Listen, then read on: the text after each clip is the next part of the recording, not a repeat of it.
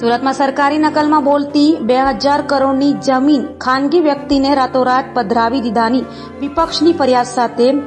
એસઆઈટીની રચના કરવા તુષાર ચૌધરીએ માંગ કરી છે. સુરતના ડુમ્મસ વિસ્તારની સરકારી જમીન કલેક્ટર દ્વારા ખોટી રીતે આદેશ કરવાની ગણોત્યાના નામે ચડાવી દેવાના આક્ષેપો વિપક્ષ દ્વારા કરવામાં આવ્યા છે, જેને લઈને રાજ્ય સરકાર અને કેન્દ્ર સરકાર સુધી હવે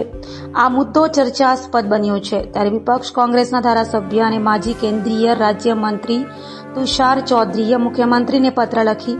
2000 કરોડની જમીનનું કૌભાંડ આચરાયું હોય જે અંગે એસઆઈટીની રચના કરી જવાબદારો સામે પગલાં લેવા માંગ કરાઈ છે.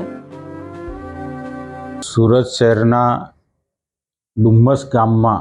આશરે 2,17,000 ચોરસ મીટર જેટલી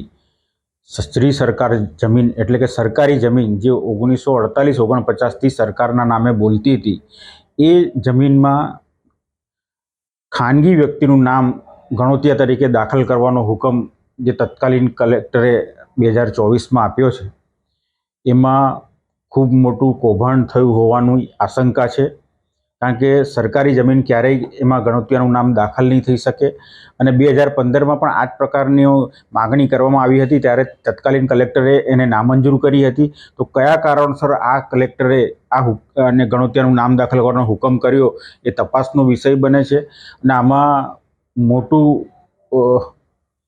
રાજકીય માથું અને ભૂમાફિયાઓનો પણ સમાવેશ હોય ને એના બધાના મેળાપી પણ આમાં જો આ કૌભાંડ થયું હોય ત્યારે કલેક્ટરશ્રીની જવાબદારી બને છે કે સરકારી માલ મિલકતની રક્ષા કરવી. ત્યારે કલેક્ટર દ્વારા જ જ્યારે આવી છડેચોક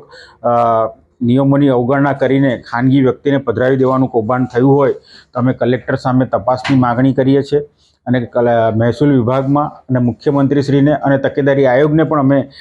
જાહેર હિતમાં ફરિયાદ અમારે સાથી અમારા પ્રદેશ મહામંત્રી દર્શન નાયક સાથે સંયુક્ત રીતે કાગળ લખીને અમે આજે ફરિયાદ પણ અમે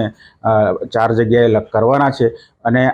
આમાં સત્ય બહાર આવે અને સરકારને 2000 કરોડનો ચૂનો ના લગાડી જાય એના માટે અમારી આ લડાઈ અમે અવિરત ચાલુ રાખીશું અને જરૂર લાગશે તો વિધાનસભામાં પણ આ પ્રશ્ન અમે ઉઠાવીશું.